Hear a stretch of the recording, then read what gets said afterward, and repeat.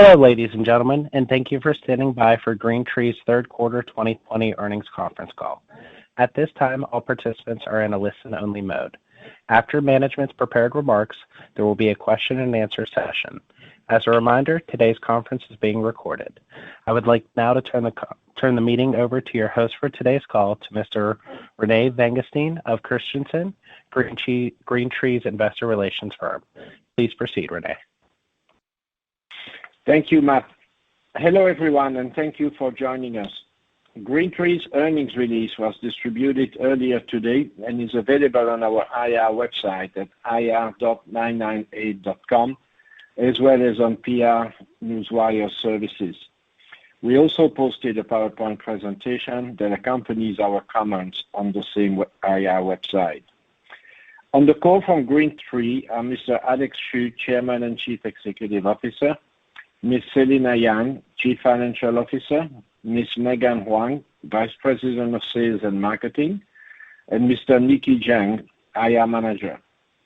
Mr. Xu will present the company's third quarter 2020 performance overview, followed by Ms. Huang, who will discuss business operations, and Ms. Yang will then discuss financials and guidance. They will be available to answer your questions during the Q&A session, which will follow. Before we begin, I'd like to remind you that this conference call contains forward-looking statements within the meaning of Section 21E of the Securities and Exchange Act of 1934, as amended, and as defined in the U.S. Private Securities Litigation Reform Act of 1995. These forward-looking statements can be identified by terminology such as may, will, expect, anticipate, aims, future, intends, plans, believes, estimates, continue, target, is or are likely to, going forward, confident, outlook, and similar statements. Any statements that are not historical facts, including statements about the company and its industry, are forward-looking statements. Such statements are based upon management's current expectations and current market and operating conditions, and relate to events that involve known and unknown risks, uncertainties, and other factors, all of which are difficult to predict, and many of which are beyond the company's control, which may cause the company's actual results, performance, or achievements to differ materially from those in the forward-looking statements. You should not place undue reliance on these forward-looking statements. Further information regarding these and other risks, uncertainties, or factors is included in the company's filings with the U.S. Securities and Exchange Commission. All information provided, including the forward-looking statements made during this conference call, are current as of today's date. The company does not undertake any obligation to update any forward-looking statement as a result of new information, future events, or otherwise, except as required under applicable law. It is now my pleasure to introduce our Chairman and Chief Executive Officer, Mr. Alex Xu. Mr. Xu, please go ahead. Thank you, Rene, and thanks everyone for joining our third quarter earnings call today. Let's start with the highlights on slide number 5. Our business continued to recover during the third quarter despite some resurgence of the infections in certain regions. Compared with the second quarter 2020, RevPAR increased 32.9% to 120 RMB. Total revenues increased 23.6% to 266.9 million RMB. Non-GAAP adjusted EBITDA increased 46.6% to 134 million RMB, with margins improved to 50.2%. Core net earnings non-GAAP increased 23.8% to 92.4 million RMB, with margin 34.6%.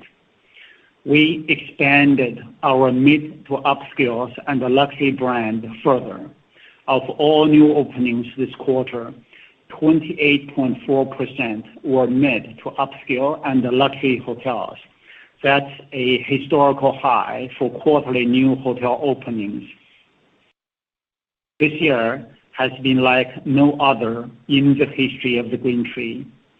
While year-over-year comparisons are always important, a look at a few key metrics for the first 3 quarters will help to realize the considerable progress we have made since the pandemic hit our businesses back in January.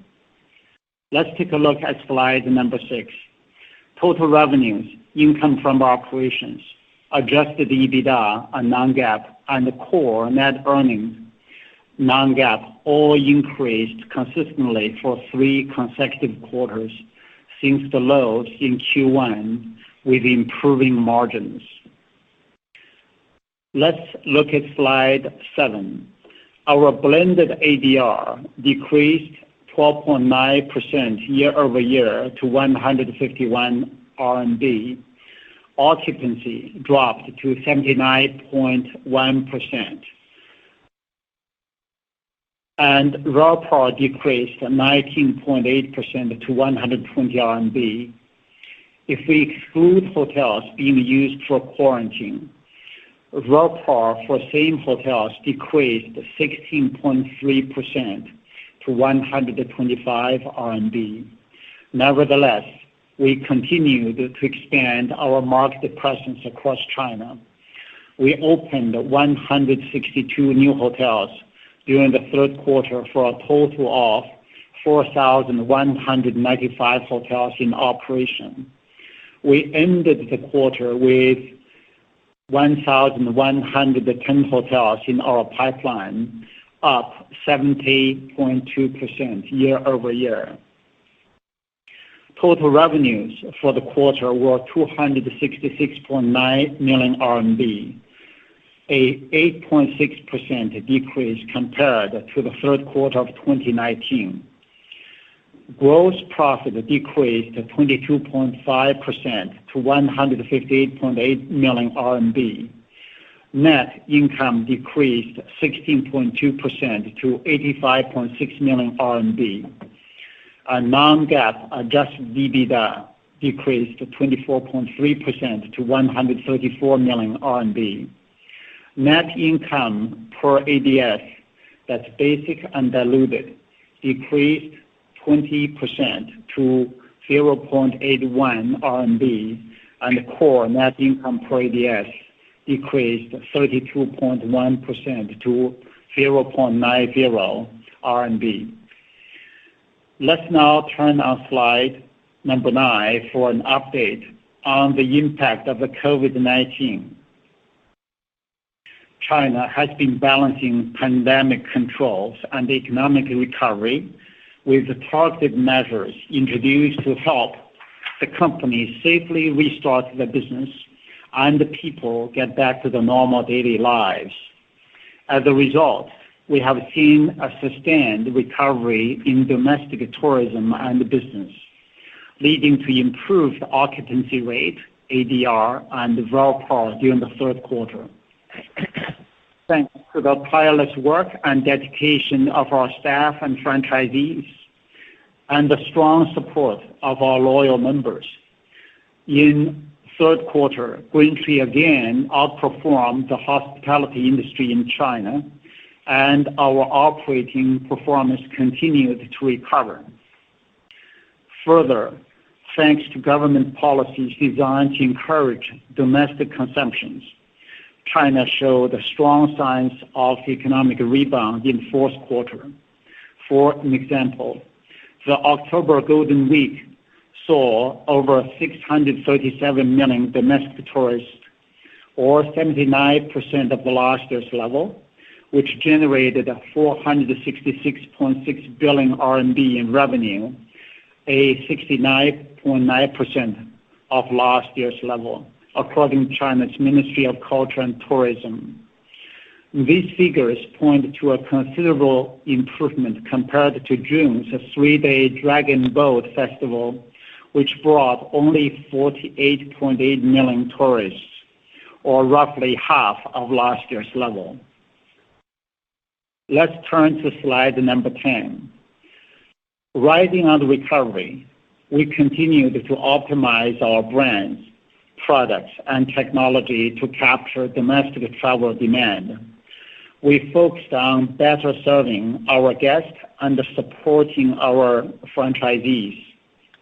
We strengthened our cooperation with travel management companies and expanded the joint promotions with the local merchants. As a result, our occupancy rate approached 85% during the October Golden Week, nearly the same level as last year. In November, our occupancy rate rebounded to nearly the same level as of last year, and the RevPAR recovered to almost 95% of last year's level. That's for both October and continued recovery till November. In summary, we were glad to see a meaningful improvement in the third quarter of 2020 as we returned to a more normal economic activities and living conditions in mainland China. We continued to serve and protect our guests, our employees, constantly adapting our operations and marketing campaigns to the evolving conditions, while still managing to increase income from our operations, net income, and adjusted EBITDA. Our margin continued to rise thanks to our flexible cost structure and the measures we have implemented since the outbreak of COVID-19. Having gone through the challenges of the first 9 months of 2020, we believe we continue to execute our growth strategy and further enhance our partnership with our franchisees. Because we have accumulated extensive experience, we are well prepared should the pandemic last much longer, and we are more confident in our ability to consistently achieve profitable growth and create long-term value for our shareholders. I will now pass the call over to Megan Huang, who will summarize our business operations for the third quarter. Megan, please go ahead. Thank you, Alex. Moving to slide 12. At the end of the third quarter, we had 4,195 hotels in operation, 35.2% higher than a year ago. 37 of these hotels were leased and operated, or LO hotels, and 4,158 were franchised and managed, or FM hotels. While the mid-scale segment remains the core of our business with almost 64% of all our hotels. Last year, we began to expand into both the higher end and economy segments. This expansion continued in the third quarter, during which the number of mid to upscale and luxury hotels increased to 8.5% of the total portfolio, and the economy segment grew to 27.5% of the total portfolio. We have also increased our dominant position in Tier 3 and smaller cities, which were home to 67.3% of our hotels at the end of the third quarter.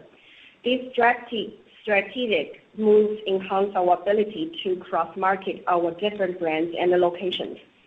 On slide 13, you can see that in the third quarter, we opened 162 hotels, compared to 181 in the third quarter 2019. 1 hotel was in luxury segment, 55 in the mid to upscale segment, 80 in the mid-scale segment, and 36 in the economy segment. 6 were in Tier 1 cities, 31 in Tier 2 cities, and the remaining 125 in Tier 3 and smaller cities in China. Nearly 30% of newly opened hotels in the third quarter were luxury and mid to upscale hotels. During the third quarter, we also closed 33 hotels, 3 due to brand upgrade, 26 due to non-compliance with our brand and operating standards, and 4 due to property-related issues. So net-net, we added 129 hotels to our portfolio in the third quarter. Slide 14 shows the growth in our pipeline of new hotels.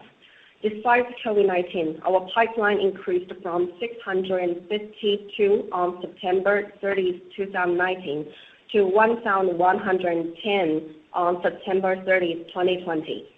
Around 41% of these hotels are in the mid-scale segment, about 34% in the economy sector, and around 25% in the mid to upscale and the luxury segments.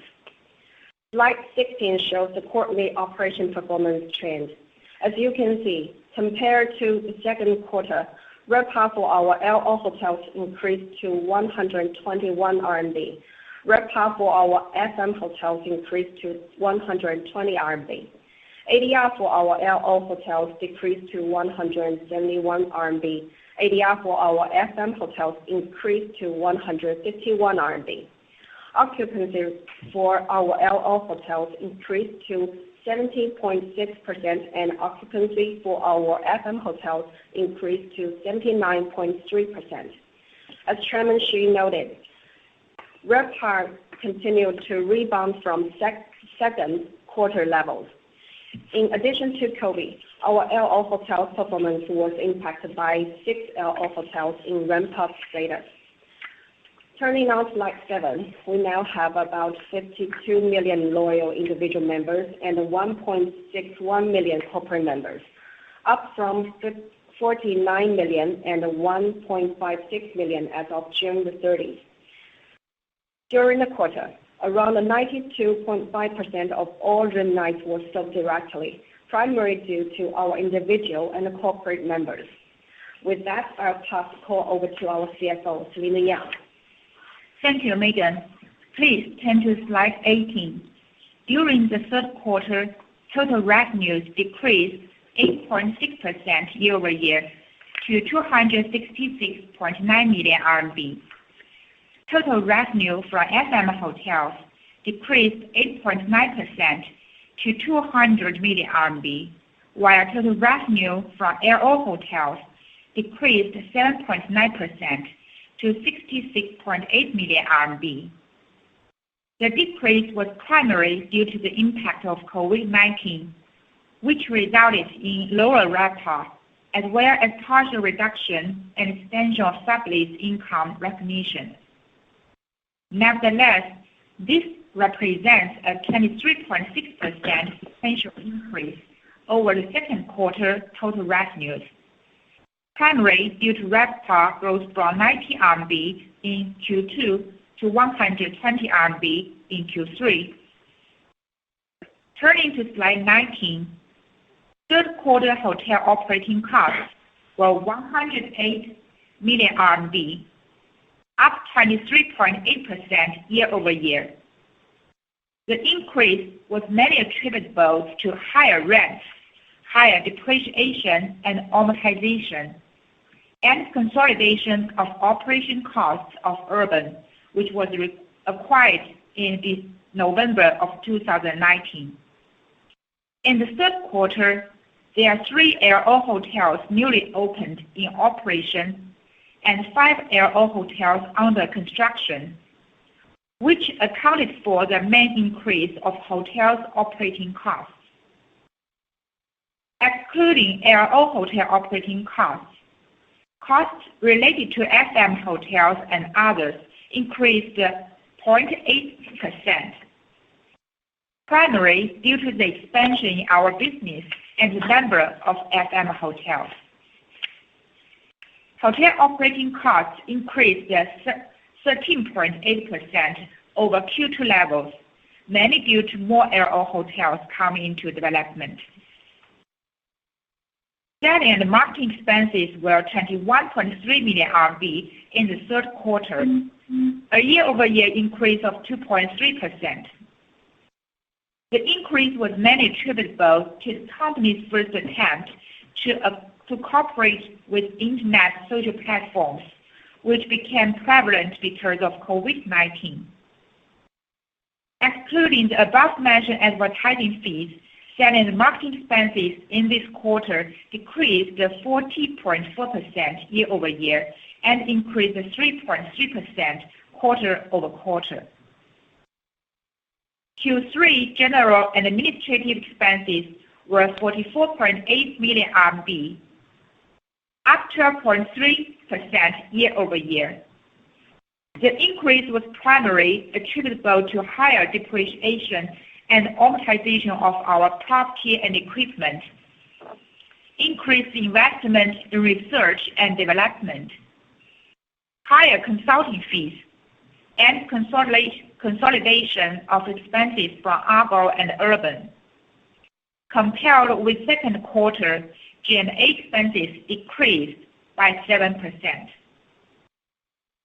Overall, total operating costs and expenses grew 17.9% year-over-year to 174.5 million RMB. Excluding the LO hotel operating costs, total operating costs and expenses increased 6% compared with 1 year ago. On slide 21, you see that gross profit decreased 22.5% year-over-year to 158.8 million RMB in this quarter. Gross margin decreased from 70.1% to 59.1%. Net income decreased 16.2% to 85.6 million RMB, and net margin decreased from 35% to 32.1%. All of these year-over-year decreases were primarily due to the impact of COVID-19. Compared with Q2, gross profit increased by 31.2%, and gross margin increased from 56.1% to 59.5%. Net income decreased by 8.6% quarter-over-quarter, and the margin decreased from 43.4% to 32.1%, mainly due to the decline in gains from investment in equity securities compared with the second quarter. On slide 22, you can see that adjusted EBITDA decreased 24.3% year-over-year to 134 million RMB, and adjusted EBITDA margin decreased to 50.2%. Core net income decreased 31.5% to 92.4 million RMB, and core net margin was 34.6%. Compared with Q2, adjusted EBITDA increased by 46.6%, and adjusted EBITDA margin increased from 42.3% to 50.2%. The core net income increased by 23.8%, and core net margin was 34.6%. Please turn to slide 23. Third quarter net income per ADS was RMB 0.81, that's $12, down from earnings per ADS of RMB 1.01 1 year ago, and down from RMB 1.01 in the second quarter of 2020. That's mainly due to the decline in gains from investment in equity securities since the second quarter. Core net income per ADS, basic and diluted, non-GAAP, was RMB 0.90, that's $13, down from RMB 1.32 a year ago, up from RMB 0.72 of the second quarter of 2020. Let's now take a look at slide 24. As of September 30, 2020, the company had total cash and cash equivalents, restricted cash, short-term investments in equity securities, and had deposits of 1.8 billion RMB, compared to 1.7 billion RMB as of June 30, 2020. The increase from the second quarter was primarily attributable to cash inflow from operating activities, changes in fair value of active securities, and dividends from active securities, and offset by loans to franchisees, investment in the decoration of LO hotels, and cash outflow for acquisition fees. The cash and cash equivalents provide us with ample resources as we continue to evaluate potential investments and to support our franchisees. On slide 25, as Alex mentioned, COVID-19 has had a significant impact on our business. So far, in 2020, our operations are in line with our previous forecast. Assuming the pandemic remains under control in China in Q4, we expect decline in total revenues of 12% to 15% for the full year 2020 compared to 2019. This concludes our prepared remarks. Operator, we are now ready to begin the Q&A session. Thank you. We will now begin the question and answer session. To ask a question, you may press star then one on your touch-tone phone. If you are using a speakerphone, please pick up your handset before pressing the keys. If at any time your question has been addressed and you would like to withdraw your question, please press star then two. At this time, we will pause momentarily to assemble our roster. Our first question comes from Justin Kwok with Goldman Sachs. Please go ahead. Hi, good morning. Thanks for taking my question. Perhaps I'll have three questions, one on the opening, the other on RevPAR, and the last one on the M&A side. Perhaps the first question on the opening. It seems that the number of openings during the third quarter was not as high. Would you mind to give some color on the fourth quarter opening or the net opening side, and also your plan for the coming year in 2021, given that now you have over 1,000 number in your pipeline? The second question regarding the RevPAR, it's very nice to see that, as you mentioned, in the month of November, the occupancy is already back to where you were before the COVID. But on the room rate side, where are we at the moment, and what's your outlook for the fourth quarter on the room rate? And whether you think that into 2021, we are already back to the pre-COVID level, and we should be looking for some growth in RevPAR from the 2019 level already. And the last one on M&A, I think as you mentioned, you still have 1.8 billion renminbi of resources. We are now like 10 months into the COVID. Are you actually seeing more targets coming out, or you think that the government measures have been helping the situation too much that there's actually no fire sale or no viable target for you to look for at this stage? Thank you. Okay, Justin, in terms of later, I would like to ask you a little bit more clarification of the second question. Regarding the first question, the third quarter openings is a little bit soft, and that for several reasons. GreenTree has always been a responsible company, so that we want to build long-term mutually beneficial relationships with our franchisees.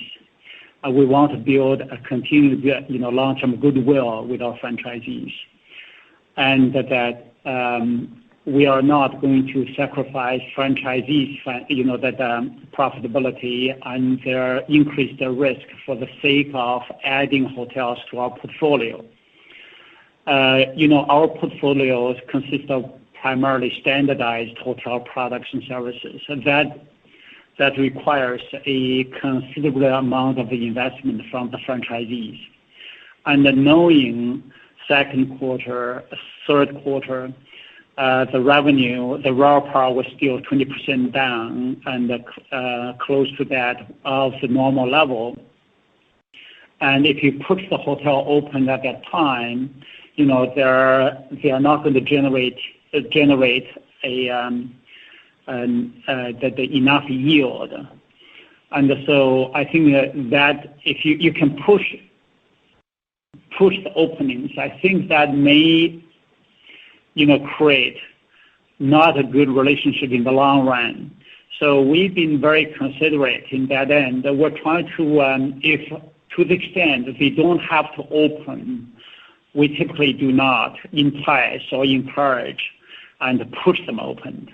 And to the extent that they are able to negotiate an extension with the owners, to the extent that they're leasing the hotels, or if they own the asset, then they can take a little bit more time. And so that's our position and philosophy. And so we try to maintain a higher success rate for our franchisees. And so that is why I think in the first, second, third quarter, you will see that our openings is a little bit soft. And GreenTree has always been the one that probably got the reputation in the market that we're trying to pay attention to the franchisees' financial health. Having said that, and that there are hotels and they're already leased, sooner or later they're going to open. So I think that at this moment we projected in the first quarter we're probably opening more than 200, more or less probably in 220 in that plus or minus range.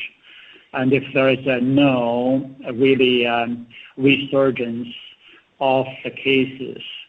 And so now I think that with our operation, with the GreenTree's operation, especially on the November's performance, in October, November's performance, we'll continue to see a dramatic increase over our third quarter. Third quarter was still down like 16 to 19%, depending on how you looked it on the RevPAR.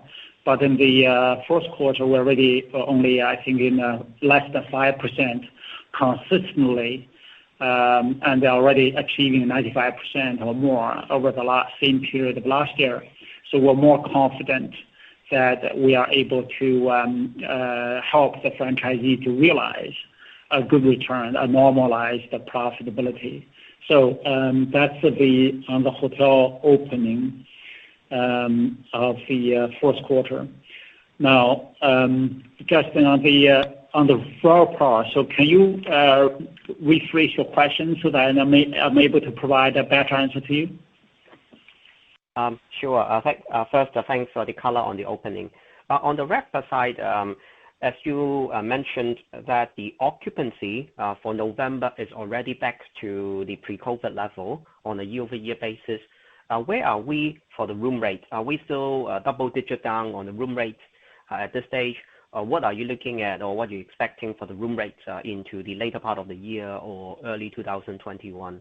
Because I think overall there are some investors concerned that given the international travel is still closed, with the high-end hotels RevPAR or the room rate still down easily 20% year-over-year, all the way to the mid-end or to the economy, there will still be some pricing pressure, at least for the next couple of months. What are your expectations on the room rates? Thank you. Okay, Justin, that on the RevPAR side, that in our occupancy rate, we see pretty much very close to resume to last year's level at the GreenTree and portfolio. And the RevPAR, we are down about 5%, less than 5% on the same period. That's primarily resulted from the decrease in ADR. So the room rate was about 5% down from last year, so the same level. And so, in other words, the room rate recovered to 95%. And occupancy almost recovered in our hotel portfolio to 100% of last year's number. So we, at this moment, we expected the same trend will continue to the year end. I think thanks to the rigorous pandemic control policy and procedures by the government. I think that they have done. I think that our Chinese government has done a great job in controlling the spread.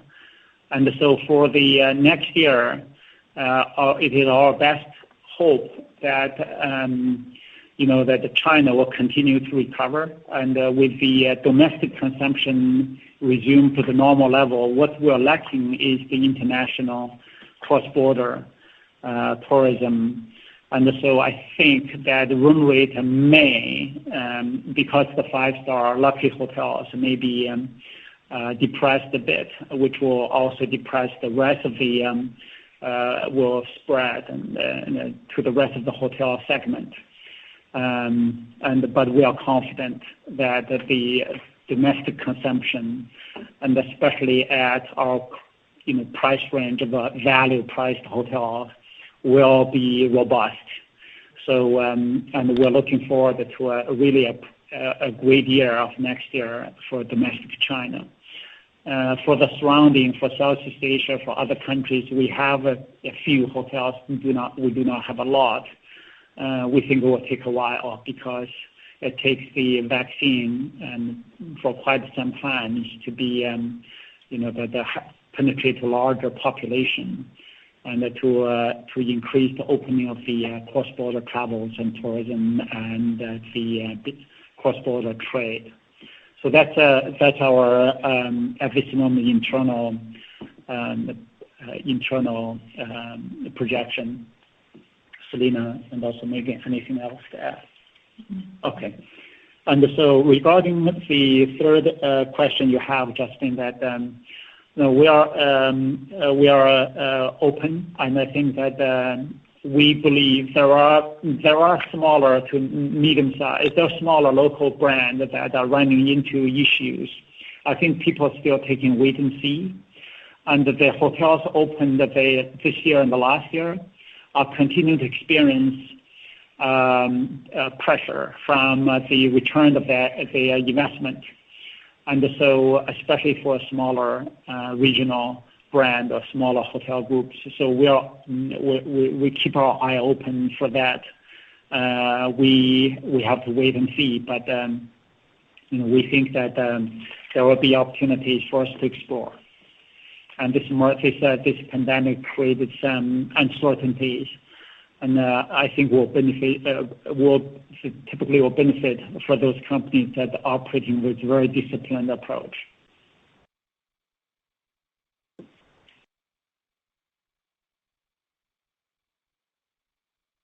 Our next question comes from Bruce Mee with UBS.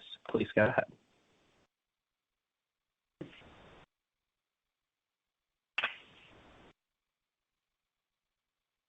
Bruce, your line might be muted. Sorry, I muted my line. Thanks, management, for taking my questions. So I have one question on the long-term hotel openings. So I see some other major Chinese hotel groups, they lifted their hotel openings plan for the next 3 years, and even some company, they plan to double its number of hotels in operations in the next 3 years. So my question is, will GreenTree also speed up the openings? And if yes, which segment or which brand will be the main growth driver? Thanks.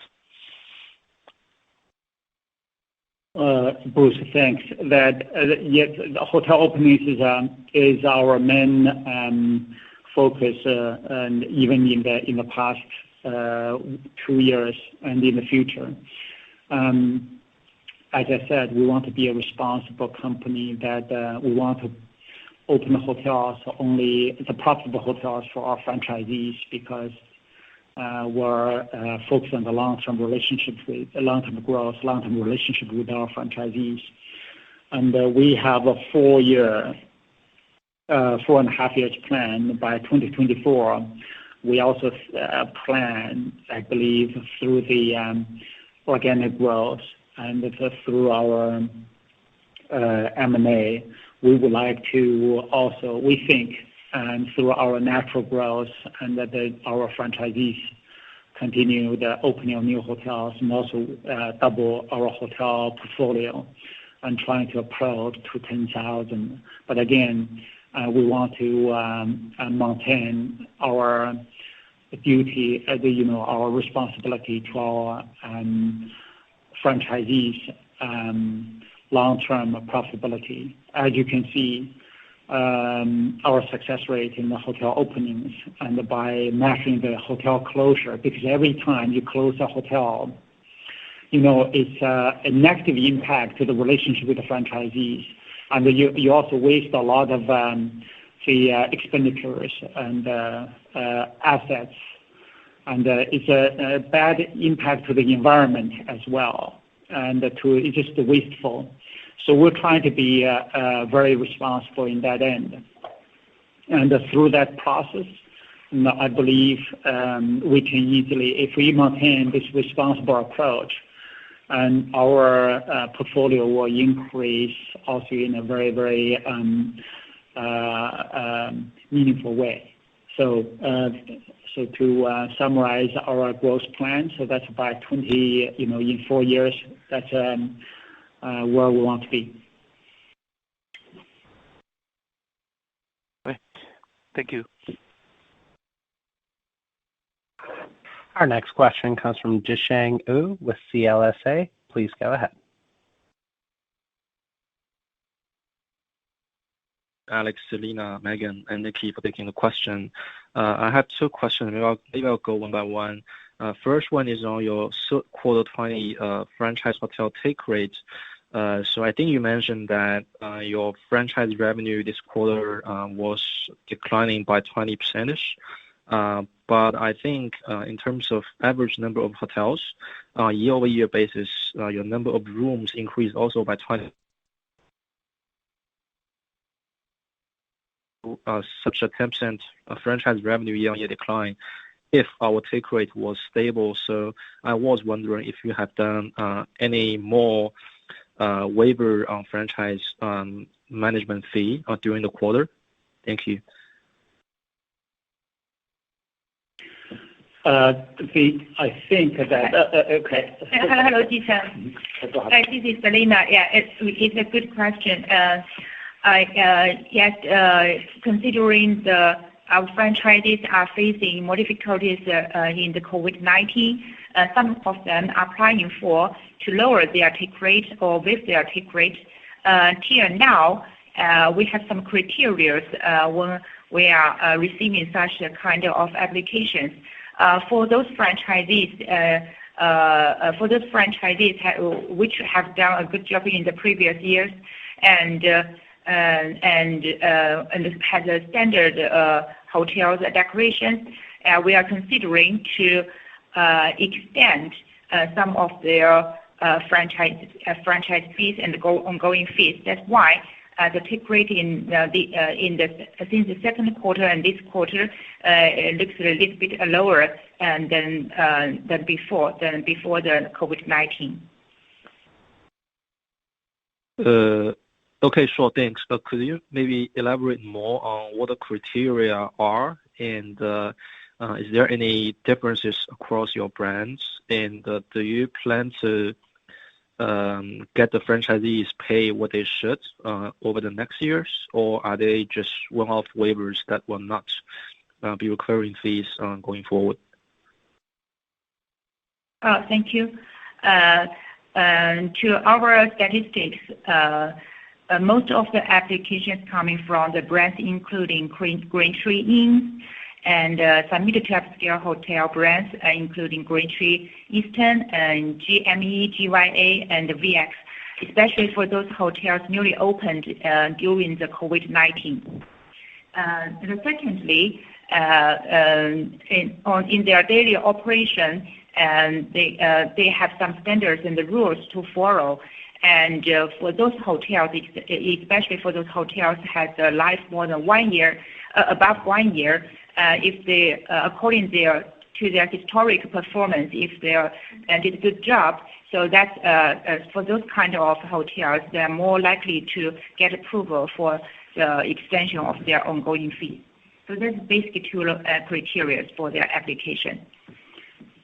Okay, so what you mean is that the waiver is an extension, right? Not a waiver, actually. Let me add a couple of things that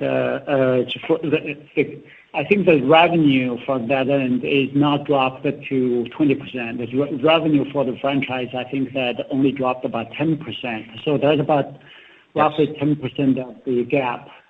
And that is attributed to a few reasons. One is there is a lot, the number of newly opened hotels, we have a waiver because they are not profitable. We encourage them to open. And the second reason is because we also have our hotel consolidated have a lower RevPAR, and the mix changes a bit. So a combination of them resulted in would not that the 2020 a full offset. So that's one of several reasons factors contribute to that. Okay. Oh, thanks. Yeah. So maybe I'll go to the second question I have. So according to what you said just now on the call, I think your RevPAR recovery in November was actually and what our peer companies say. So may I understand if this is related to the differences across different city tiers? For example, maybe tier 3, tier 4 cities are recovering better in November compared to October. So is that related to that, or do you see any data that could support anything on a peer comparative basis that you are performing better than your peers? I can add some color to that because we analyzed that our recovery. I think that the across the board, and we have strengthened. We indicated we take a number of measures on the sales and marketing side, thanks to Megan's team, that they are more aggressive. Like travel management companies. And also that increased our sales and marketing in certain online, including with certain internet companies cross promotion. So all of them, I think, resulted in a better occupancy in the November. So dependent, but the city, the tier cities breakdowns, I'll leave that to. Thank you, Alex. Yes, it's just like as you mentioned, Jishan, our year-over-year decrease in November was almost the same year-over-year decrease as October, but didn't differ too much. In terms of the city tiers, I'd like to share you some our statistics. In the third quarter, our RevPAR decrease in tier 3 was least. And that's about 8.8%. Talking about November. I see. For the November and December, the same trend. That the year-over-year decrease in tier 3 was still the least among all the city tiers. And in terms of the segment, RevPAR decrease in the mid to upscale was least for our organic brands. Okay, great, thanks. I may have a follow-up just on the previous question, and I may go back to the queue afterwards. So just when, Alex, you mentioned that you have a long-term, let's say, target for 2024 to have 10,000 hotels, that means actually you may need to reach more than 1,000 hotel net openings per year to hit that target. So that actually implies that you would be increasing your hotel openings per year over the next 4 years. So you are saying also that you are a responsible company, that you don't want your franchisees to take on too much leverage or any risks before opening the hotels. So actually, you are also reading your guidance. So what is the confidence behind that, and where do you see the key growth drivers over the next 4 years? Thank you. Thanks, Vincent. That we just looked at the hotels in the pipeline, and we also recently observed another trend that is we have not focused on the so-called soft brand conversion. We have observed, and we have also have some industries demand in that end, because our technology systems, our overall franchise and management fees, ongoing management fees, are still the lowest in the industry. So we're the most valued brand And so in the next few years, I think especially the next year, we should be able to see some more demand from the newly constructed hotels require the brand support, technology support, and the sales and marketing support. So we think there will be more coming from that end. And secondly, that we already have a lot in the pipeline. And so we are also evaluating adding more on the franchise developers. And so I think there's the market is the depth of market is huge. There's so many hotels non-brand. We still think that the market especially on the many second, third tier cities, are still so many local and non-branded hotels there. And we do the statistics all the time because we have franchise developers in all major cities. Every day we accumulate the data, and that even on the second, third tier cities in a block of hotels, you see typically that even the second tier cities, you see 50 of them, 50% of them, or no brand. And third tier city, you see that 60, 70% are no brand. And the hotel operation, I believe in the future is going to be more and more brand centric because the technology for a successful hotel operation and the connectivity it requires is beyond a independent hotel operator can approach. So we believe our value proposition is right there, and we want to be responsible for for our franchisees' profitability, but also the demand is there. The demand that we are I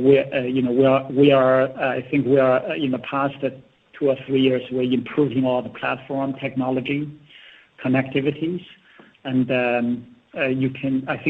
we are very glad to see our October, November's performance demonstrated all of them are paying off as we become, the recovery become more normalized.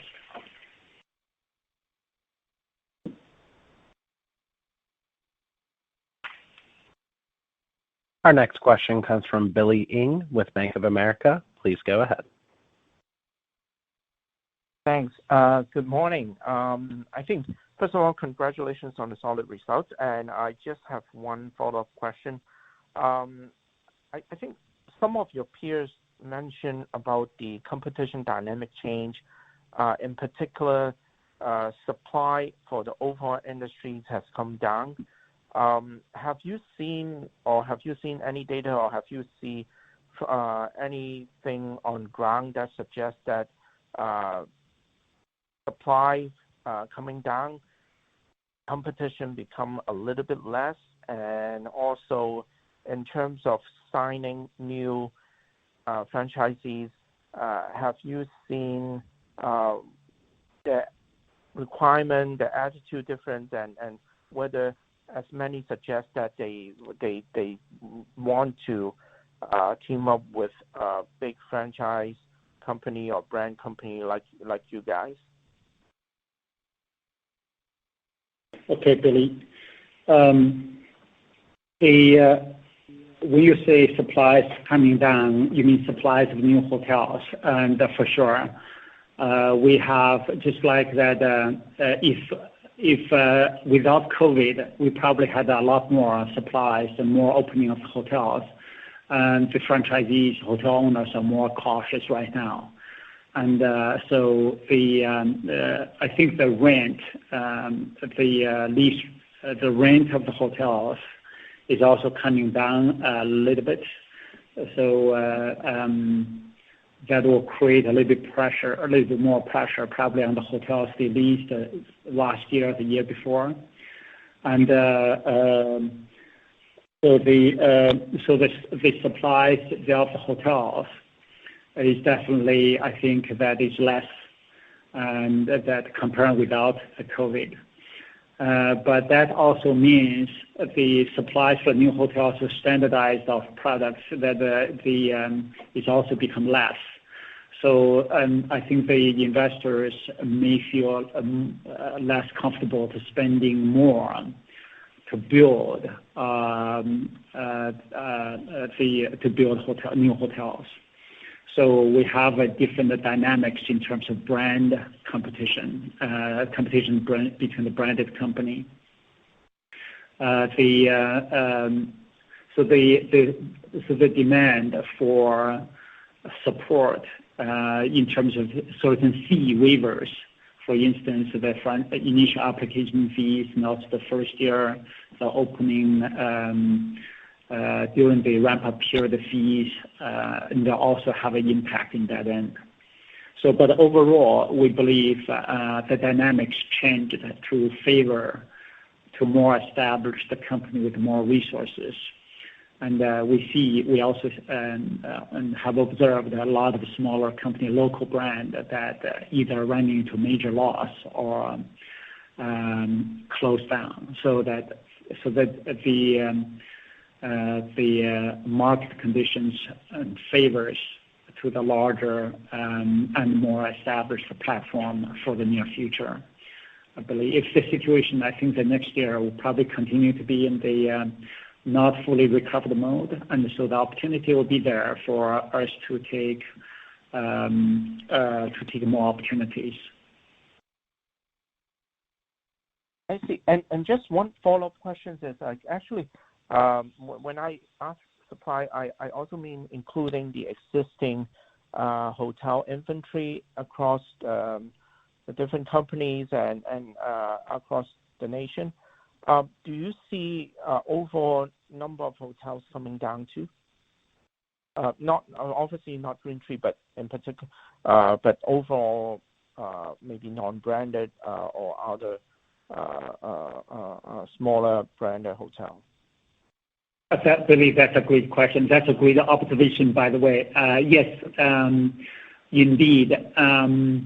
So in the past 20 years, there are many properties before that are zoned for industrial or warehouse, and they're being converted into hotel use.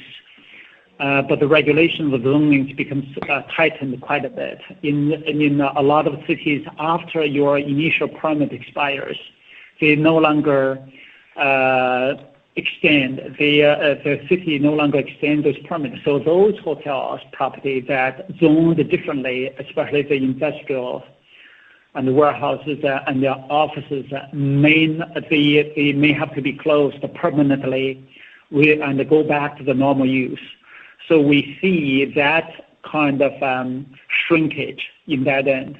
And on the other side, there's the suburban area new development. The city may also require the certain developers to having a portion of their development to be used as a hotel and as apartment. So we are also trying to partner with some of the real estate developers in China, and with a strategic partnership where when they build a new development, and they can supply us, have given us the first right of refusal to do the hotels there. So that's a very good observation, Billy. And it started with, I think, the major cities. I think that trend will continue. So the zoning regulation will be more strict, which is really beneficial to hotel industry in general. Thanks. Our next question comes from Nate Deng with China Renaissance. Please go ahead. Hi, management. Thanks for taking my question, and congratulations to the strong result in the third quarter. I just have a small question regarding the recovery of leisure segment, because I think the business customer segment is recovering pretty good.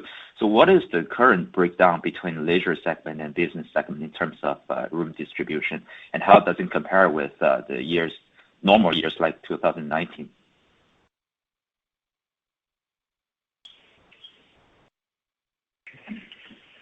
Do you have the numbers, specific numbers for different leisure travelers?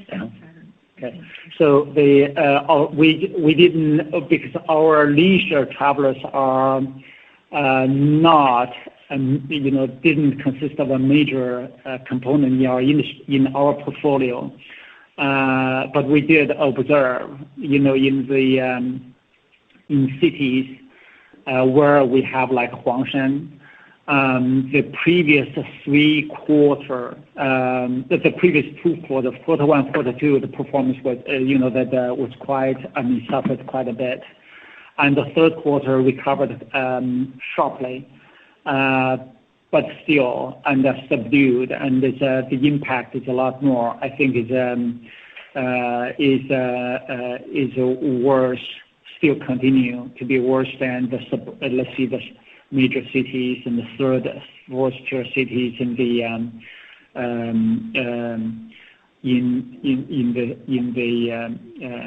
for the business travelers or for the essential business travelers.